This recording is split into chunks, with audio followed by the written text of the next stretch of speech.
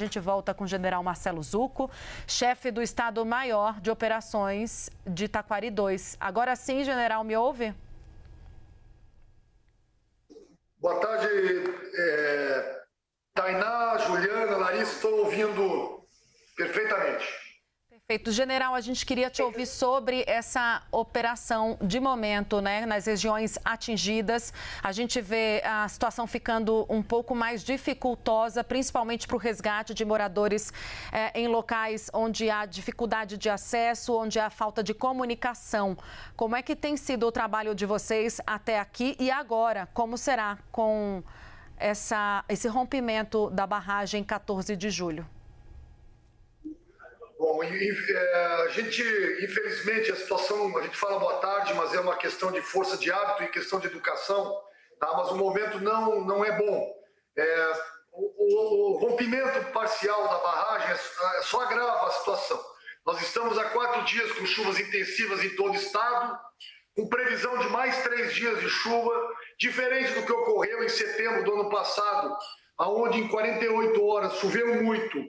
Os níveis dos rios subiram rapidamente, mas após isso começaram a descer. Nós estamos numa subida constante, já extrapolamos o que ocorreu no ano passado em alguns municípios, em alguns rios, e infelizmente a perspectiva, por exemplo, é que em Porto Alegre, por exemplo, o rio extrapole 1 metro do que ocorreu no ano passado. Temos os meios. Temos mais de 10 aeronaves, por exemplo, hoje aqui na região, que não conseguem voar. Não conseguem voar porque, por exemplo, em Lajeado, em regiões e municípios da região do Vale do Taquari hoje, temos aeronaves pousadas em Lajeado e não conseguem decolar por causa das condições meteorológicas. A grande diferença do que ocorreu ano passado para esse ano o ano passado ocorreu um desastre, mas logo após a chuva a gente conseguiu chegar nas pessoas para poder ajudar as pessoas.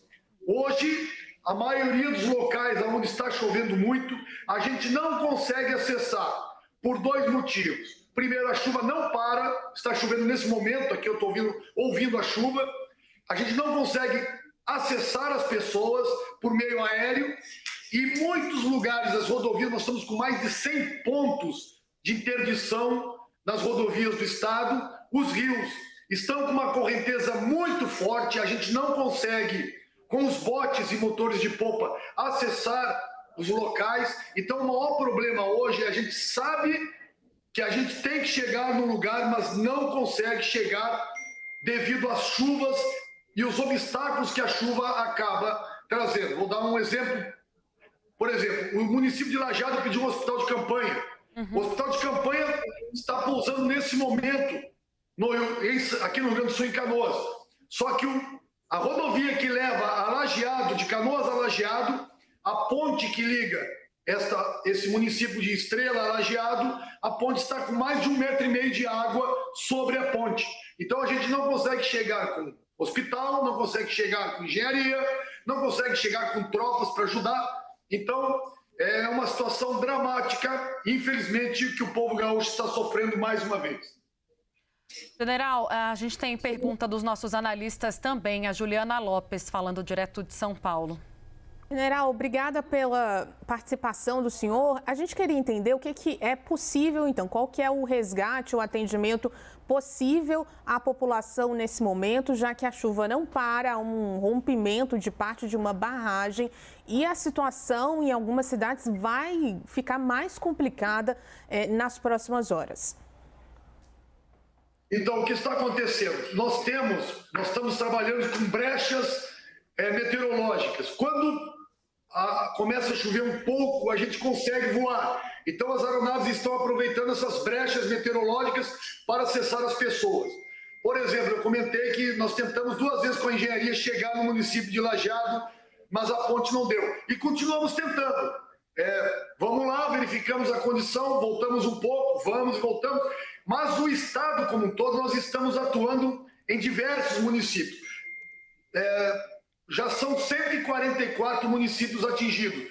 Eu estou mencionando em torno de 20 municípios que estão em situação muito grave, mas esses outros 120 municípios, nós estamos atuando. Temos centenas de viaturas e mais de 650 homens hoje das Forças Armadas, tirando as pessoas das casas, ou com botes pneumáticos, ou com caminhões. Eu me referi inicialmente àqueles problemas mais sérios que exigem um resgate aéreo, mas a maioria do estado a gente está trabalhando e esperando a brecha para poder ajudar naqueles municípios onde é muito difícil chegar. Ainda dá para fazer mais uma pergunta. A Larissa Rodrigues. Também, Larissa, você não conseguiu perguntar na última entrevista? Vem para cá. General, que pena falar com o senhor nesse momento tão complicado, mas a gente vem acompanhando essas chuvas como acompanhamos o ciclone de setembro do ano passado. O que a gente percebe que as duas situações se assemelham? O que a gente tem ouvido é que dessa vez é ainda pior, né? E é as mesmas recomendações, o que daria para ter sido feito, né? Para que dessa vez, pelo menos a população sofresse um pouco menos. Porto Alegre. O Porto Alegre, normalmente, ela sofre os efeitos das chuvas 48 horas depois que os vales recebem a chuva. Porto Alegre está subindo rapidamente, agora são 5 ilhas do entorno de Porto Alegre, que nós temos aproximadamente 8 mil pessoas. A gente fala para as pessoas saírem, mas a gente tem que se colocar no lugar das pessoas, a maioria delas tem dificuldade de entender que a água vai subir como nunca subiu na vida. Historicamente, nunca passou de 3,20 metros Porto Alegre. E a previsão é que vá a 4,20. Então, como é que eu vou convencer uma pessoa que mora há 30, 40 anos numa localidade que a água vai subir muito mais do que ela já ouviu falar ou do que ela já viu acontecer? Então, e quando eu estou falando de 8 mil pessoas, mas eu estendo isso para todo o estado.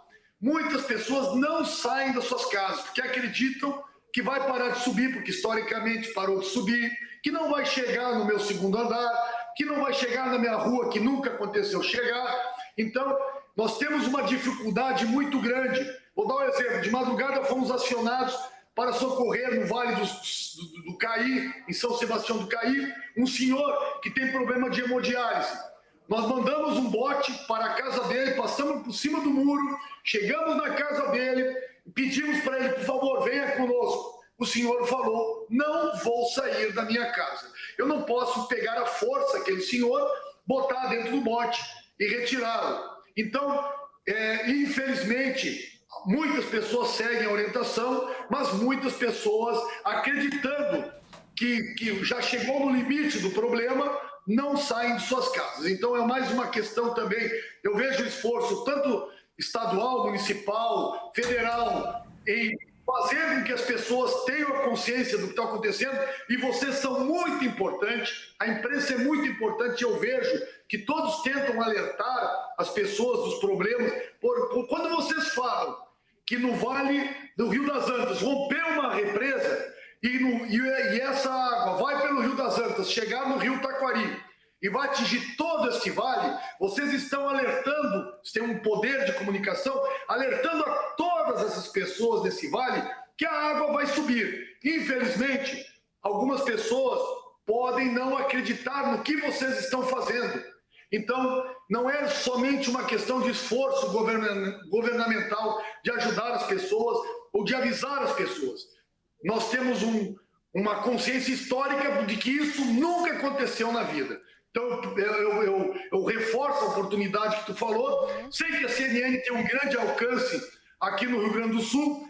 Reforço a necessidade que as pessoas, por exemplo, que estão no Vale do Rio das Antas, no Vale do Rio Taquari, que, por favor, estejam atentas e, se possível, a previsão, segundo o governo do estado, é que a primeira onda desse rompimento suba 6 metros próximo aonde rompeu. É claro que à medida que ela for descendo, esses 6 metros se transformam em 5, 4, 3, mas ela chegará em todo o vale e irá atingir hoje. Se alguém hoje já está enxergando o rio na porta da sua casa, pode ter certeza que essa água chegará dentro da sua casa. Então, eu aproveito a oportunidade e agradeço, e não sei se me fui claro, mas é uma maneira de explicar que a grande dificuldade também é muitas vezes mudar o comportamento das pessoas.